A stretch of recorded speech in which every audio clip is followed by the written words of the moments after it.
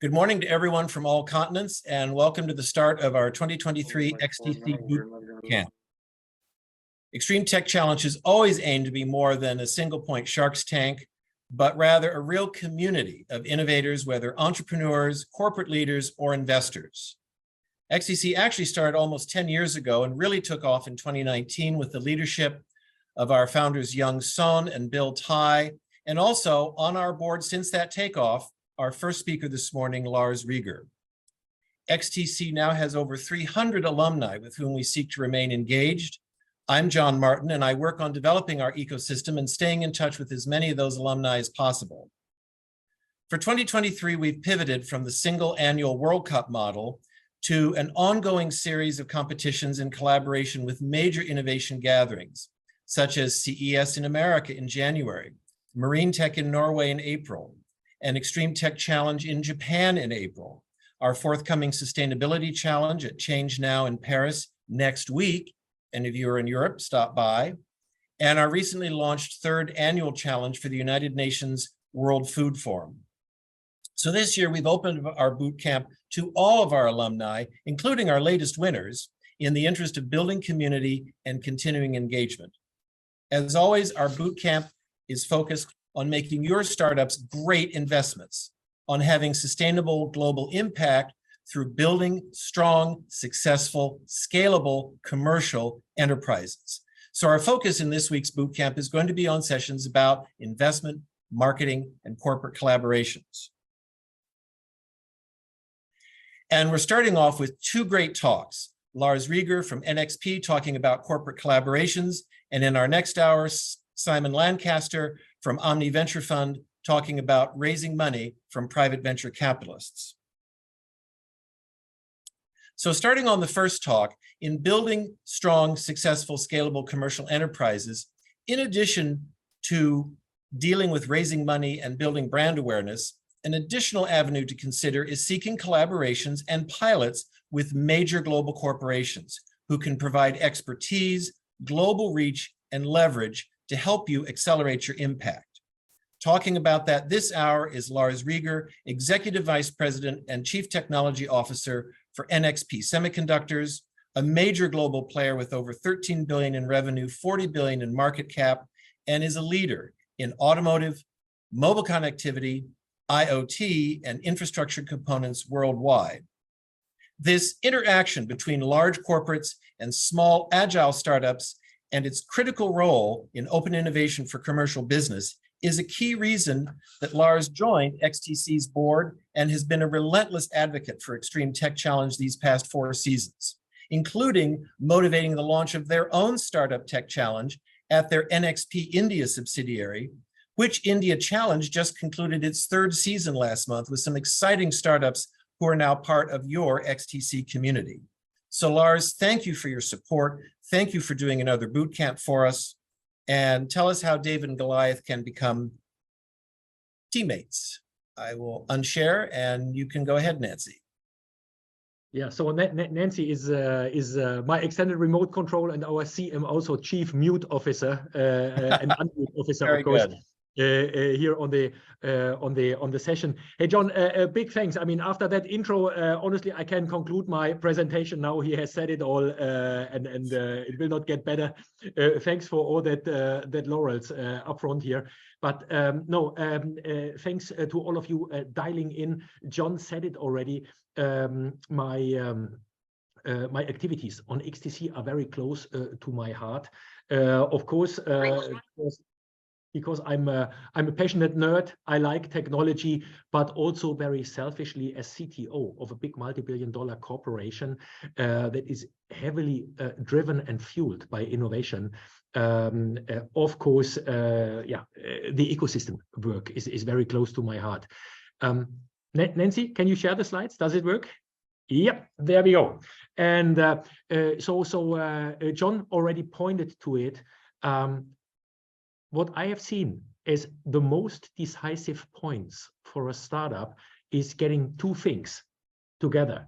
And these will be the decisive mission critical achievements for you getting into the market on your way to become, of course, a huge and big unicorn. The one thing is you have to innovate in the right way. There is no way around it. You have to have a great value proposition, and you need to be driven by a great problem solution that you bring to society, because otherwise no one is paying you and you don't get revenue. The other point is you have a great idea, and very often there startups fall off the horse. Why? Because you cannot scale on the way how you industrialize. And the only mistake that you guys can make is not ask for help. Even if you ask for the wrong help, okay, you can correct these mistakes. But thinking you have to hold all your cards to your chest and not ask for help, not working ecosystems, is killing you. And that is especially a hard learning that also the big multi-billion-dollar corporations like NXP, like many others out there, had to learn. And you will see over the next decades also a lot of ecosystem changes. You will see a lot of surprises where these big gorillas get down on their knees and small, tiny, totally unknown companies suddenly are unicorns and are overtaking left, right, and center. And this has largely not to do with excellence, not with passion, not with the willingness to grow, but it has largely to do with your ability to collaborate and to find the right partners. What you see even, and I'm getting very traditional now, is in the ecosystem, you see a lot of analysts talk about, and there's smart analyst talk, analysts talk about that value chains will not be there anymore in future. It will be value networks. And if you listen to that for the first time, that might be totally irritating. Yeah? I mean, come on, a value chain is a tier 2 delivers to a tier 1 delivers to an OEM, OEM sends to end customers.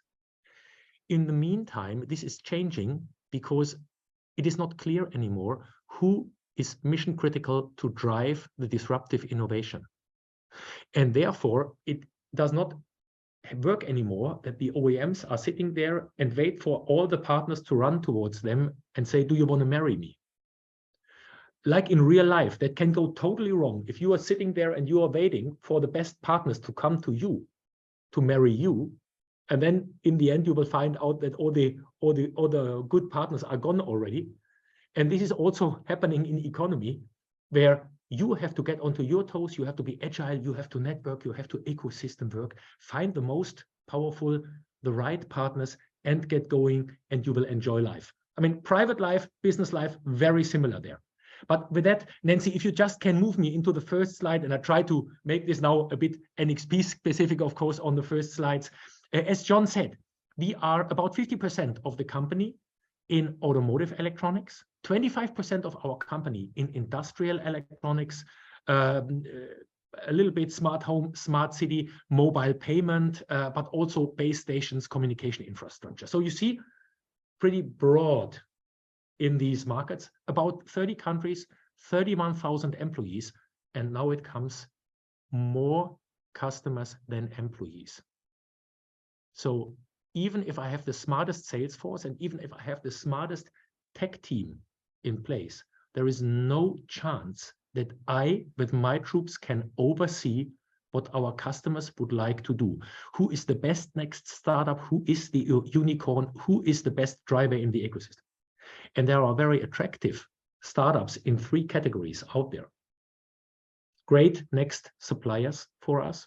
Okay, yeah, I need to get close to them, maybe even acquire them, at least need to make sure that they exclusively supply me and not competition. Very clear. Then there is great customers, future customers. If I can only make sure that the Amazon of the next decade is buying all silicon from NXP, then I have a guarantee to retire rich, yeah, because this is huge volumes. So very simply, unicorns that grow very big and pull me with them, that is highly attractive for big companies like NXP. And there is, of course, somewhere in between also ecosystem partners, where I'm doing the hardware, maybe a little bit of software. You guys are doing, as one of the 30,000 customers of NXP, great innovation in different segments of the world, and you then help me develop a totally new ecosystem. So there is 3 reasons at least for me to pay a lot of attention to the ecosystem. And Nancy, if you move me to the next slide, why is that? Well, very honestly, because like many of you, also I had a childhood dream to do, of course, something that is recognized, that is visible, that is changing the world. And okay, I took a wrong exit on the motorway. I landed in semiconductors. I wanted to do medicine first, had very different dreams as a kid and as a teenager. But by and large, it was always about, hey, do something that is really helping mankind. And Nancy, if you just move me to the next slide, that fits very, very nicely with my goals as, and consider me the biggest capitalist in this call here. So if you're just business driven, what would you do? Well, you say, I want to solve problems for mankind. With that, I get revenue back. So if I solve your problem, I invent a wheel. You don't have to pull your stuff over the ground. You can roll it in future. I build a carriage out of that. You give me 2 goats for that, and you get my carriage. Done. We are trading revenue. I solve your problem. You give me revenue. The example that I just used, 5,000 years old, at least. And what are the problems today that we have to solve and that we have to address? Well, I'm showing you here the oldest slide that I have in this slide deck. This slide is at least 15 years old, so it's not a surprise slide that I just created in January. But these are the mega trends that I, Lars, in my pedestrian view, I could see 15 years ago already. And these mega trends are that we always want to be connected, that we want to be safe and secure, that we have a demographic change in front of us, that we have climate change. We are sitting on shortening of natural resources. We have mega cities. We want to use technology to help us. We see disruptive technology coming around the corner, AI and machine learning. All of these type of topics, we have robots. We have a world around us that is rapidly changing. And if I can be active in those areas, if I can solve problems for you in those areas, then I can make a lot of money. And this is what NXP tries to do. And Nancy, if you just drive me one slide further, I'm going to tell you what I mean by that. Now it gets a bit nerdy. If you're looking at the semiconductor market over the last 25 years, you see this bluish section. And that bluish section was pretty nasty for semiconductor companies because not a lot of us were making money, or at least were not making EBIT. It was the times of the Intels of this world. Laptops, some game consoles, home entertainment, mobile phones, of course, as well. So a couple of key players in that early decade of this millennium. Then suddenly someone took a laptop and stuffed it into a mobile phone. Yeah, we call it smartphone. And this entire world changed into an on-demand world. So Lars needs a pizza, press a button on the mobile phone. Lars needs a taxi, press a button on the mobile phone. Lars needs to switch on the auxiliary heating in his car or in his holiday house, press a button on the mobile phone. Or as Queen said it 40 years ago, I want it all and I want it now. So this here and now ecosystem, an on-demand world. And smartphones are just the data display device. Big storage, big compute, which the nerds call the cloud, is the storage side of all of that, and it's connected via the internet and its connectivity. And this is basically the technical foundation for this orange section.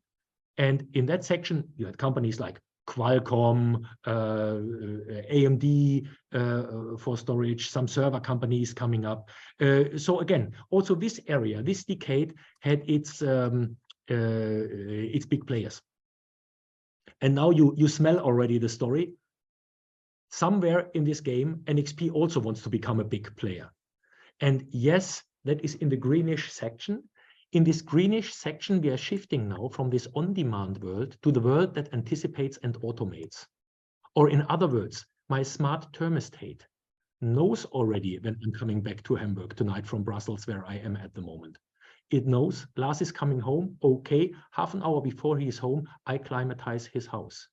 Do we have enough food in the fridge? Okay. All of these little robots that I have around me that anticipate and automate my behaviors, my next steps. That is the stuff that is driving our industry at the moment and is driving tech companies like NXP. And Nancy, if you just move me to the next slide, then what you guys are going to see is, yeah, there is tons of these different devices out there. Yes, and they are in personal electronics, so my wearables here. They are in smart home. They are in smart transportation. And smart transportation, you have rolling robots, take the wheels off, you have manufacturing robots. It's each time the same. It is all driven by smart connected devices. And why is that so cool for companies like NXP? Well, very simply, because these smart connected devices, analysts are forecasting that by the end of this decade, by 2030, we have 75 billion smart connected devices. Forget it, you don't need to memorize it, that number is wrong. It will be somewhere between 50 billion or 100 billion, but who cares? It's many, many, many, many, many. And for every analyst, that means there is a hockey stick in your spreadsheet. If that only comes true, then the semiconductor companies are very center stage for innovation, go into a lot of branches of that tree, and share prices are nicely lifting up. Now, you will say, okay, Lars, nice high level story, but I mean, this is totally different form factors, right? From a banking card to a rolling robot or to a manufacturing robot. I mean, these systems are built in a little bit different way. True, but Nancy, if you move me to the next slide, the story is, of course, very simple if you're looking from a high flight level, and CTOs always have the luxury to be on a very high flight level and to be able to abstract everything. So long story short, and all kidding aside, all of these devices are built in a similar way.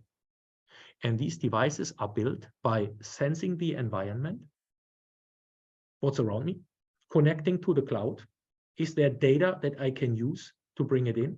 Can I compute, think of a smart advice? And can I send this smart advice to the arms and legs of this robot that I'm operating?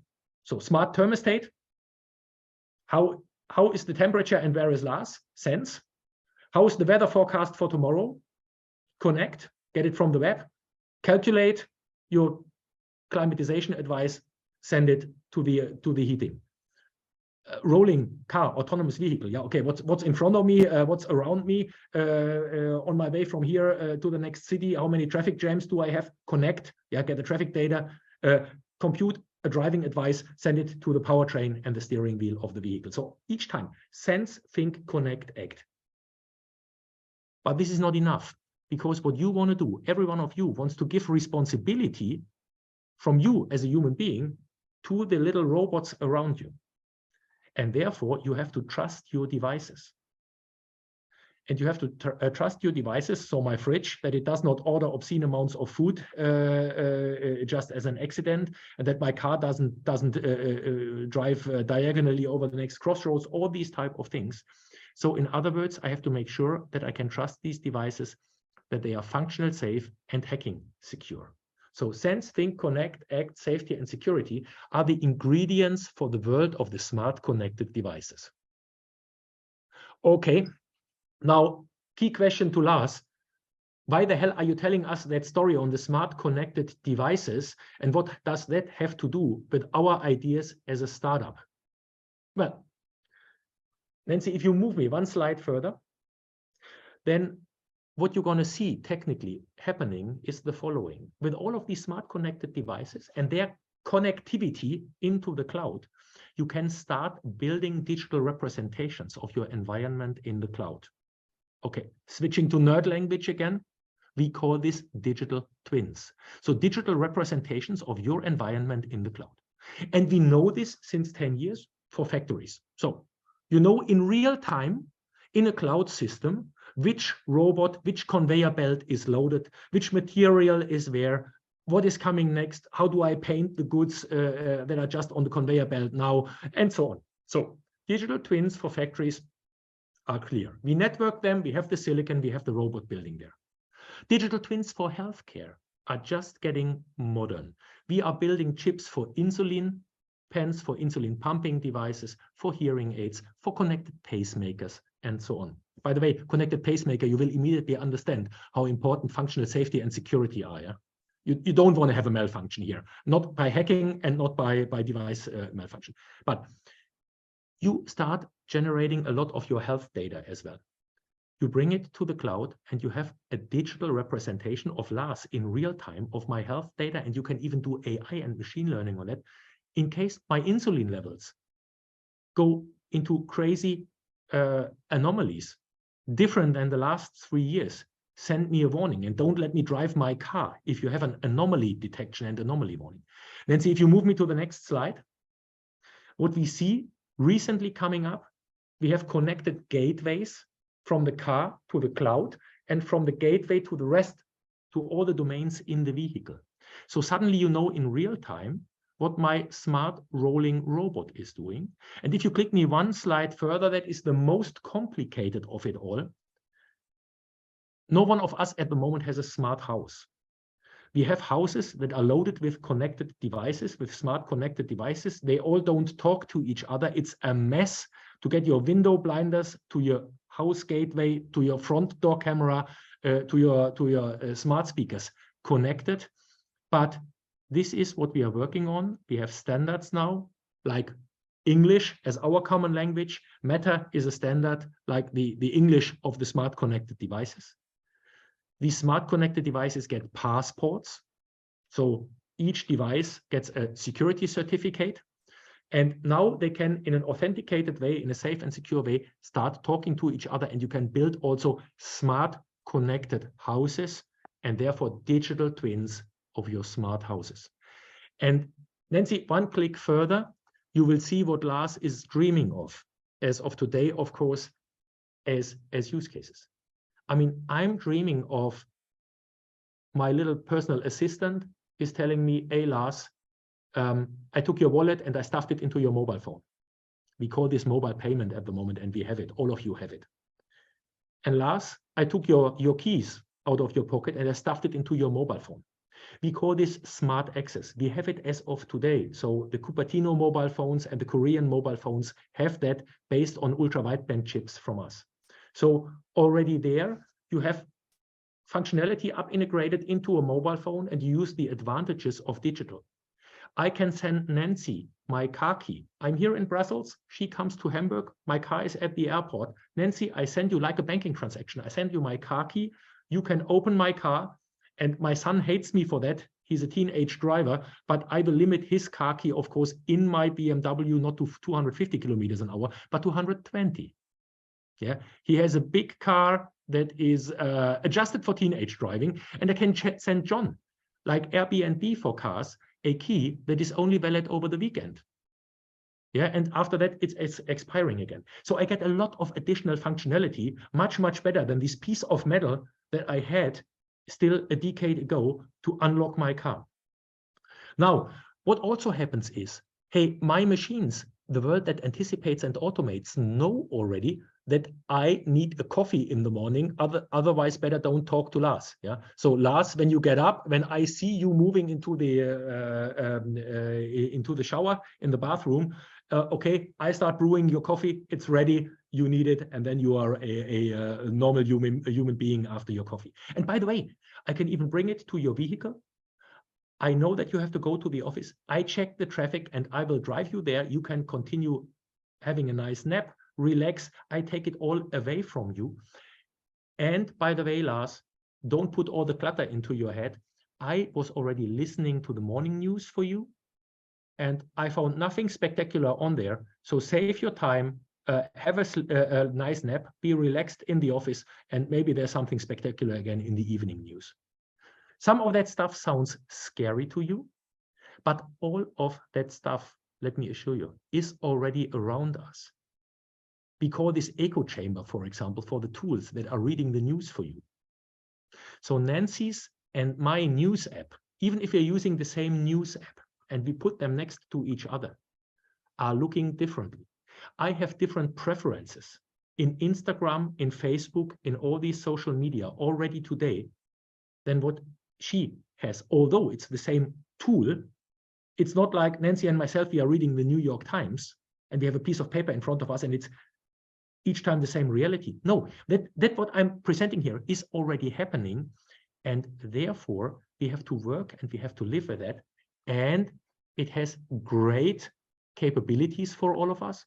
It also has great threats, but also that is an opportunity for having nice value capture, because if I can certify your devices and say, you can trust these devices, I do the checks, I do the security certification, I do the functional safety certification, and you get a stamp from me on that.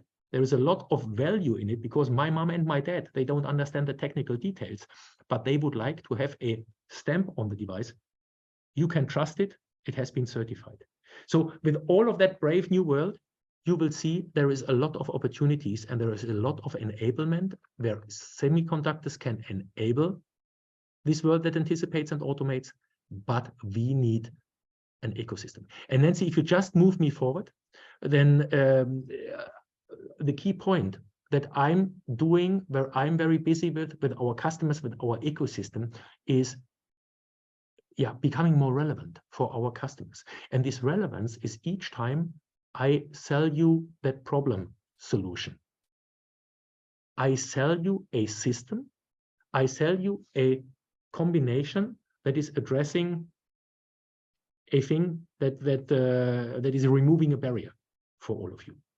For that, taking only a chip and designing that chip in the best possible way and then talking about a great data sheet does not do the job.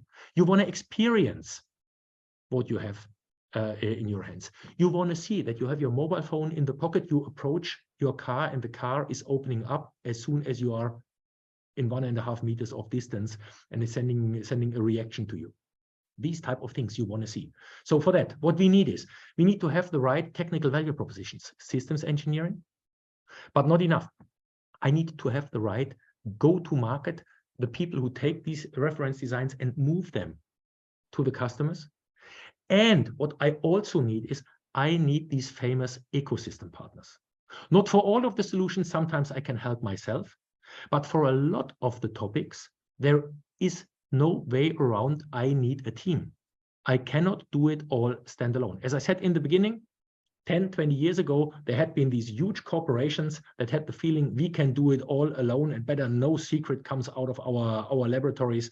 We will all solve it just our way. There is a very few companies that still operate that way today, but the vast majority of those guys is extinct in the meantime. So either they had to open up or they are bankrupt in the meantime. Great openings for startup companies, great openings if you are able to collaborate. I mean, if you are of the same breed of like, oh, sorry, I don't want to work in the ecosystem. I mean, that's, take that message and think about it with a lot of caution. Now, how do we work that ecosystem? Nancy, if you just move me to the next slide, then this means that I have to drive in a structured way innovation, university relations. That is anyhow the job of a CTO. Yeah, that is just the standard way of working. But what we are also doing in a very structured way within NXP since a couple of years now is we try to plug into the startup ecosystem. I mean, there is companies here, mainly I'm standing on 3 pillars. This is Silicon Catalyst, very silicon focused activities. That is Startup Autobahn, an offspring of Plug and Play.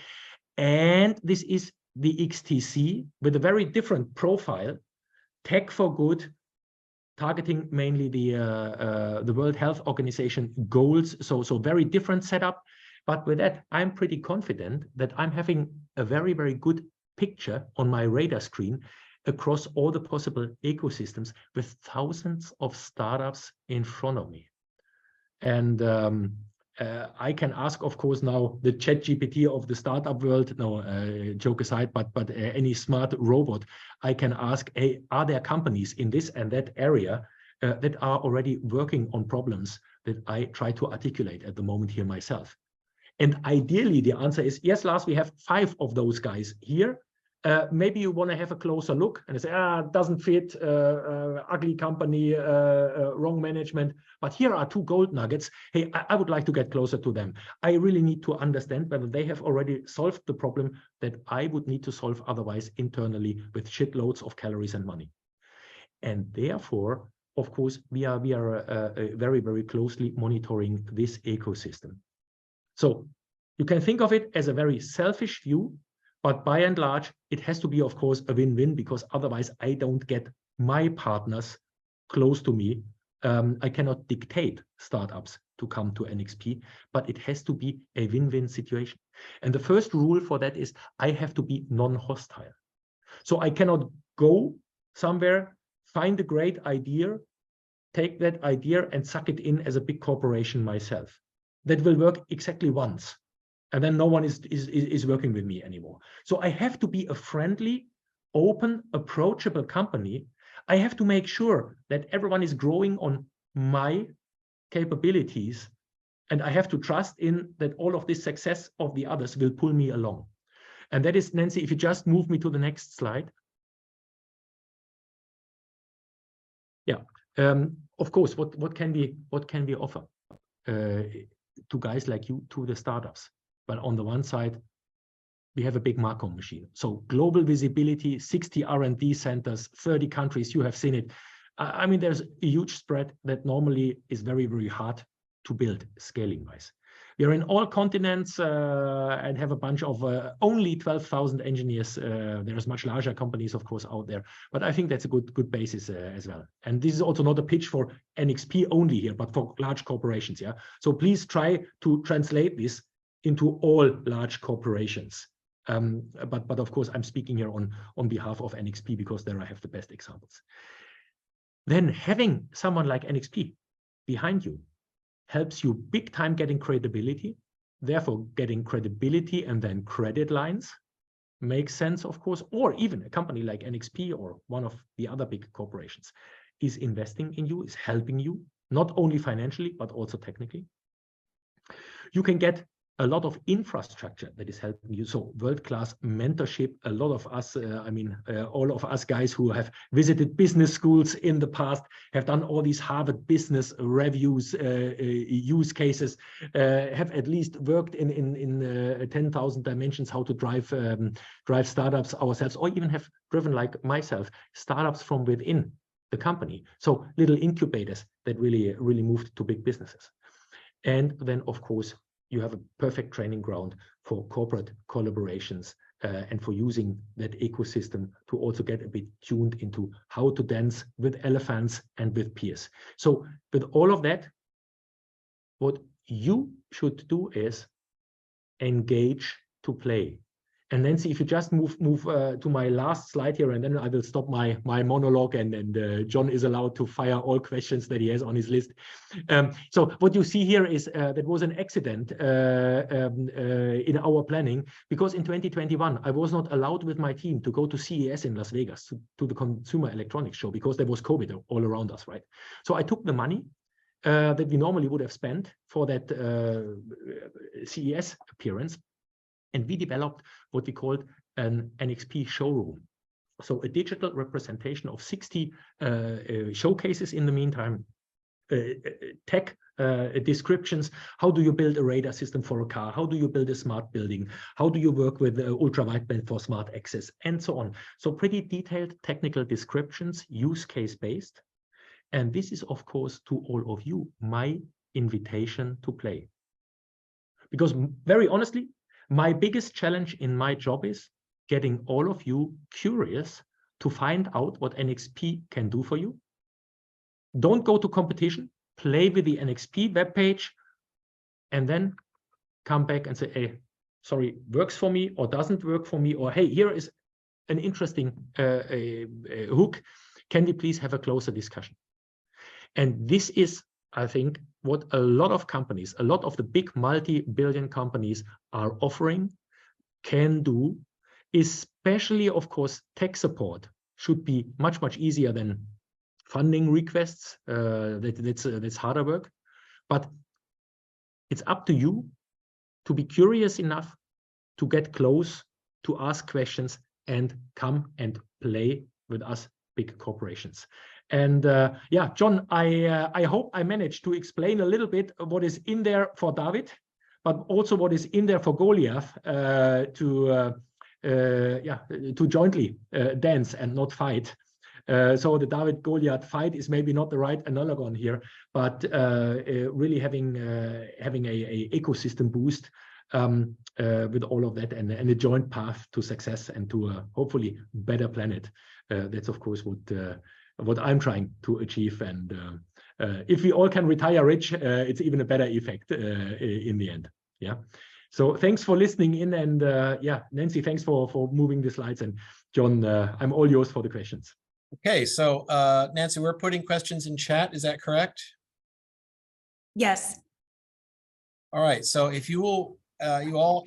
Are you please over there? Can I see? Or we can have everybody turn their video on and mute themselves and ask a question. I think that could be more engaging.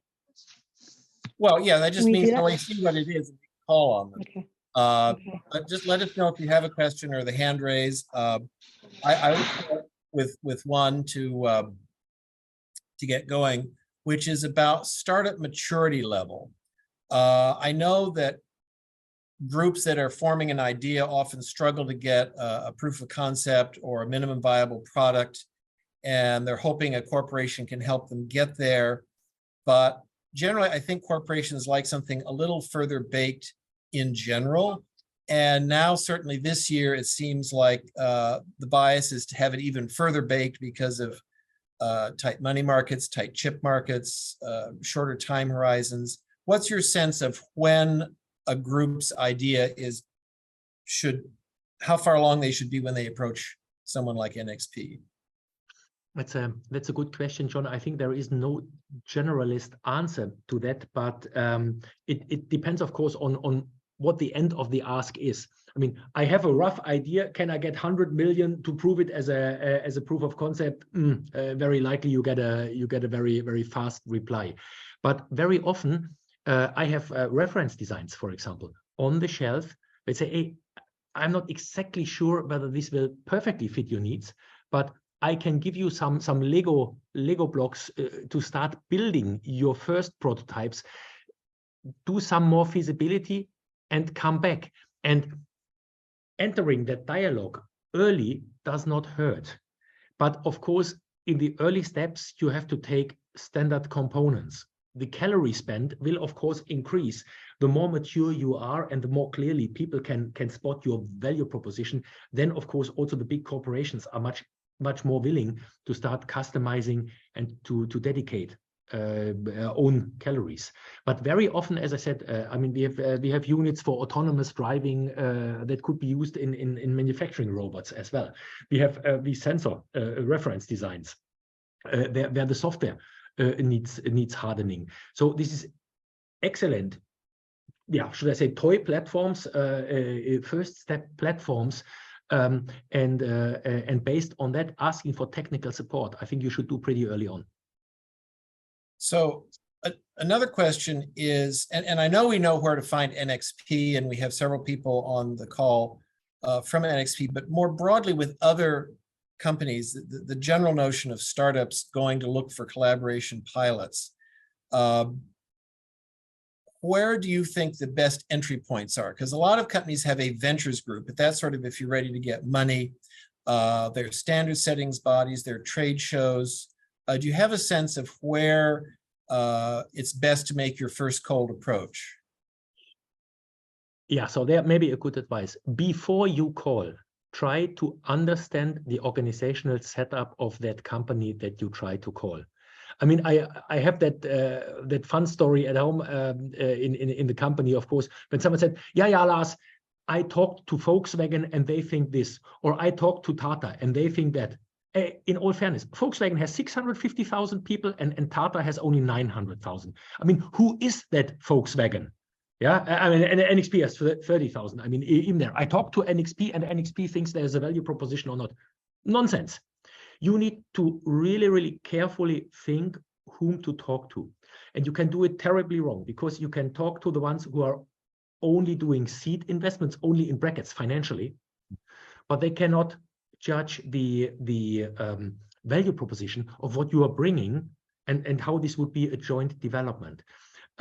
Sometimes the CTOs are doing that, sometimes the strategy officers are doing that, and sometimes also there is a deep trench between central technology offices, corporate research, and the productization organizations. I've seen companies where the product guys say, oh, okay, what they are researching in that ivory tower, I mean, let them do their happy engineering, and they are by definition not even looking at what the corporate research is doing for productization, because it's anyhow too far off.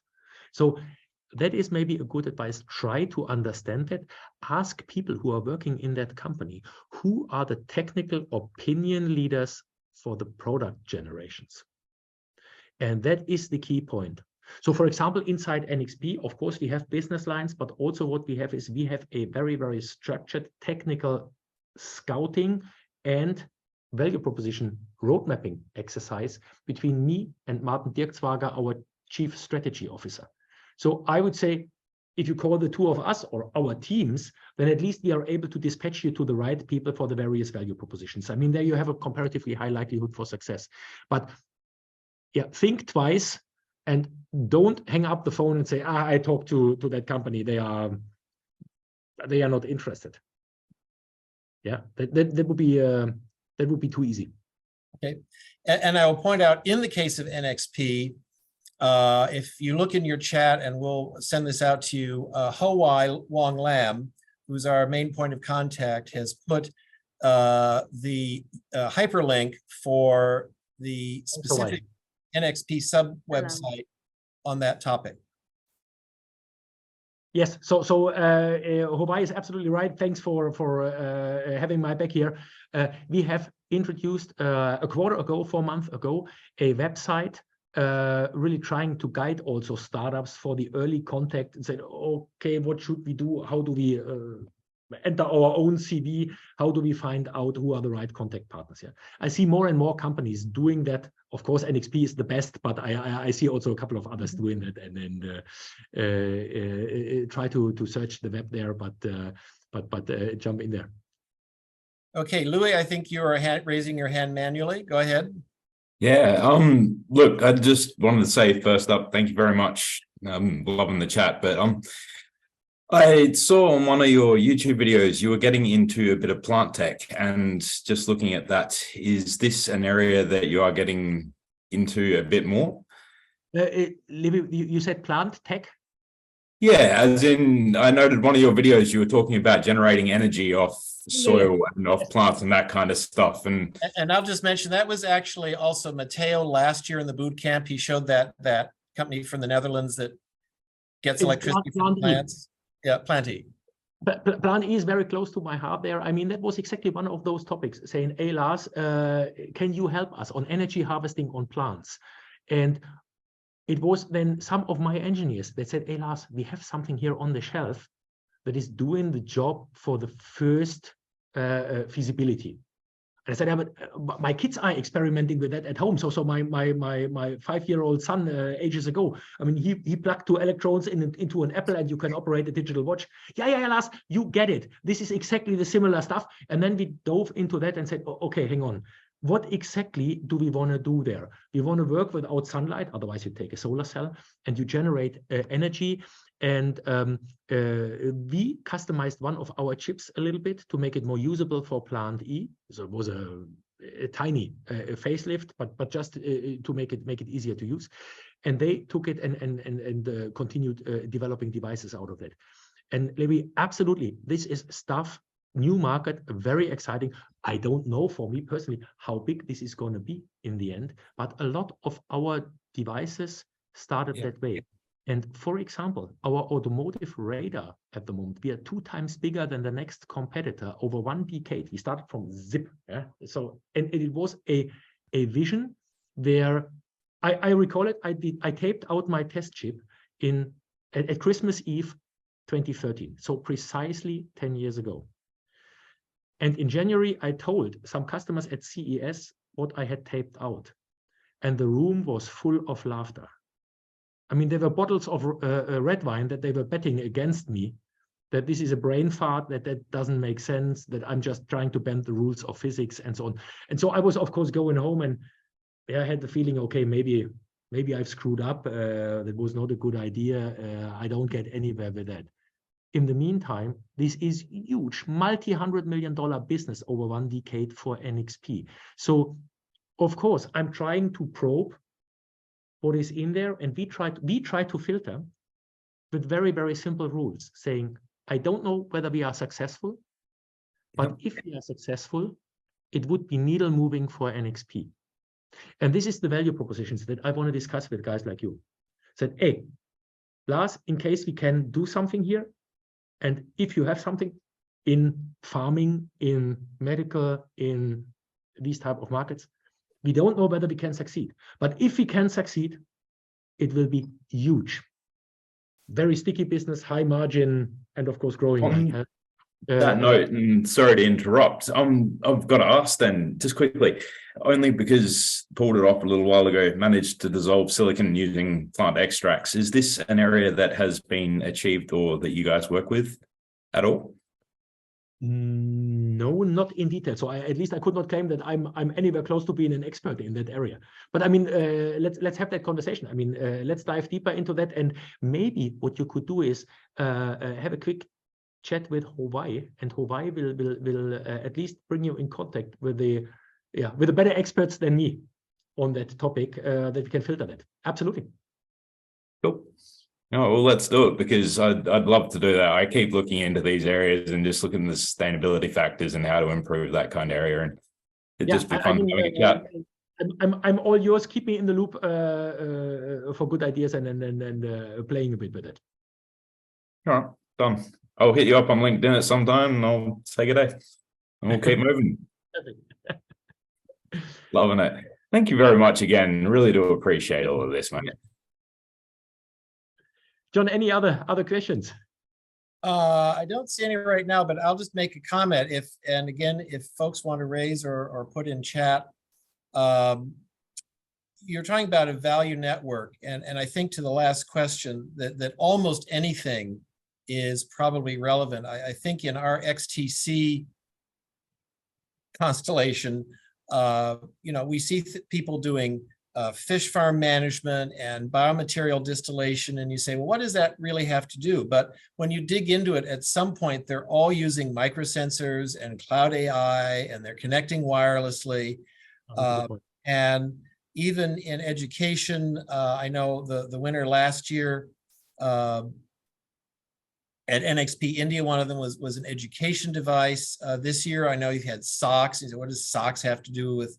But it's a sensor sock. And so it's almost nothing isn't in your ballpark. And I think that's one of the exciting things for us, and one of the exciting things for companies like NXP, particularly because you're so focused on sensors and infrastructure, that just about everything fits into that. As I said, I mean, that's a blessing and a curse. So on the one side, we are everywhere. Great if you can sell everywhere, but on the other side, it's also, of course, hard to find your focus area. Yes. So, I mean, that requires a lot of good dialogue. Absolutely. So let's see. Any other questions from the audience? I have one, Alex, there Sure, from Alex, go Innovation ahead. Norway. And it follows up on the value networks again, in terms of building networks, sort of for companies that sort of come into Silicon Valley or haven't been part of creating this network. What are the sort of the advice you'd say that to sort of pass the barrier, because it like getting that first initial introduction might sometimes be hard. I was looking at the website at NXP and it's really good, but there is a sense often that you send out this contact form to avoid, and it's really hard to get on people's schedule. Do you have any sense that, like, strategies for making that easier? Yeah, I mean, you're doing exactly the right stuff here at the moment. I mean, these discussions are, of course, contact sports, right? I mean, get guys like Hawaii or me on the hook, get us in these discussion fora. I mean, yes, of course, link to us via the internet use all these. But I mean, one of those discussions here is much more valuable. Point one, to connect. Point two, to direct you to the right recipients, and not to frustrate you or creating just a lot of emails and calorie burn on our side as well. So these discussions, I mean, we all have this focus on, we want to be as quickly as possible, as relevant as possible. And that's, of course, the essence. So I think you're doing it exactly right. These type of discussions help a lot. And the other thing is, don't always go via the CTO or the CXO level. I mean, what I'm doing at the moment is we have about 70 fellows, technical fellows within NXP. And we have a school of architecture. And I have given those guys, I mean, they are working in trainings every year on projects. And I have given these guys this year the charter and said, guys, I all want to see you engineering for climate change. And of course, I'm doing that because I'm a father of 3 teenagers. I mean, I'm getting grilled every evening that I don't just keep the status quo, but Dad, what are we doing to save the planet? Yeah. And my nasty reply some months ago was, kids, you can all glue yourself to the street, or you can put soup in the face of a Van Gogh building, all okay, but that does not help me. I have a challenge in front of me. The water is rising in my hometown in Hamburg over the next 80 years by at least 2 meters. So what can I do to engineer? And looking back to our neighboring country, the Netherlands. I mean, the Netherlands had terrible floodings in the 60s.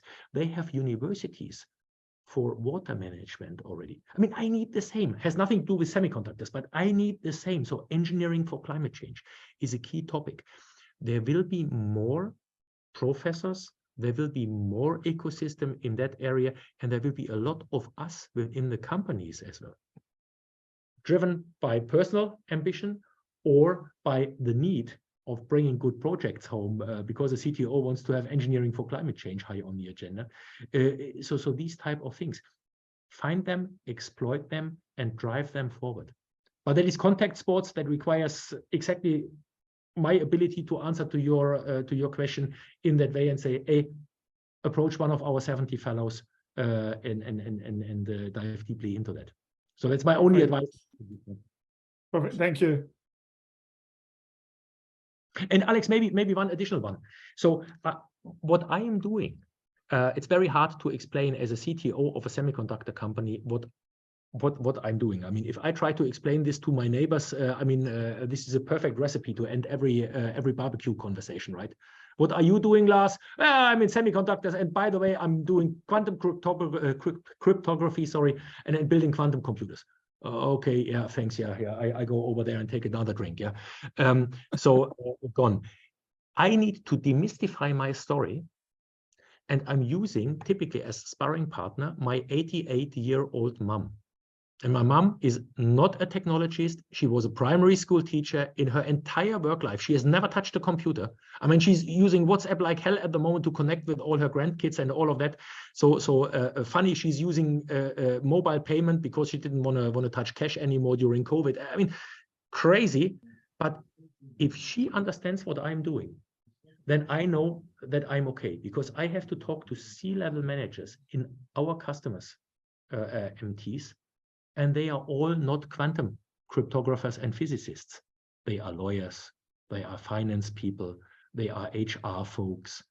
And they all have the same weight in their voice than the nerds on that MT, if there is any nerds on that MT. So with all of that, work yourself, think yourself how you demystify your story, make it dirt simple, and think of my mom. If she understands what you want to do, you have really a high chance to communicate and sell your value proposition. Nice. I mean, thank you. Otherwise, be happy in quantum chromodynamics. I mean, maybe you want to do that, but that is limiting your audience big time. Yeah, and I'll just say that's, and we're almost at the top of the hour, that's actually a great place to end, because in a lot of our pitch coaching, and I think with any technical startups, they fall in love with their technology, and you really need to be able to explain it to lay people how's it going to change their lives, and also how's it going to scale globally? Because that's another thing that we look at a lot when we're looking through the startups at XTC, is we want them to scale globally. A company like NXP wants them to scale globally. And so they really need a good, easily understandable story of why this is going to really catch on.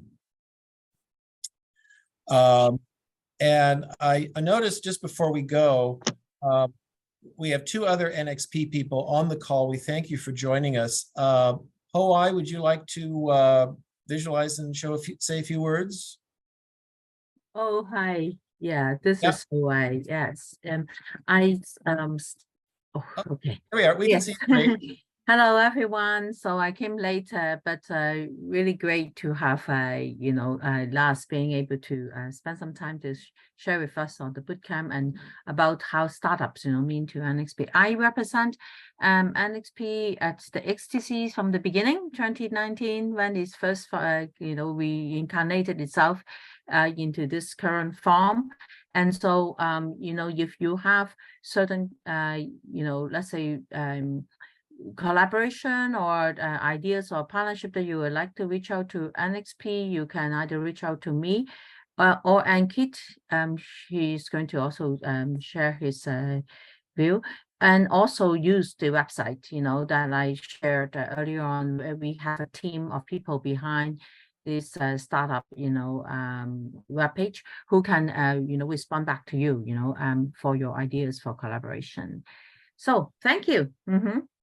And also Ankit is on the call. I appreciate it. I know it's almost bedtime in India, but Ankit, would you like to say a few words? We've several times mentioned the wonderful job you've done with the NXP India Startup Challenge. Well, thank you so much, John. I think it was great to hear this session across from Lars. I would just say the same message, which Lars said: come forward and play with NXP.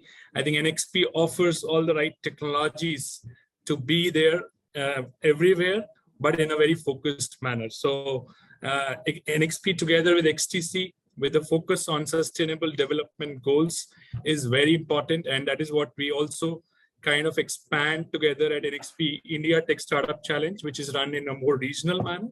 So intention is same, the purpose is same, that we can lay the foundation for a better future for the next generations, even the generations which we are in. So thank you, and always welcome to play with NXP. Well, we thank all of you at NXP very much. You've been amazing supporters for our last 4 seasons, and I appreciate you all taking the time. Nancy, I saw some notes going back. How are we flipping to the next hour? I think we have to hop off of this one and go to the next one. Okay, so hopefully you have the links. We'll be coming back in a couple of minutes with,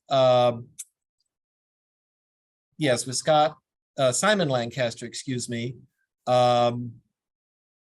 What's this? Okay, good comments from everyone. Thank you, everyone. We'll conclude this and start the other one in about 3 minutes. Thank you.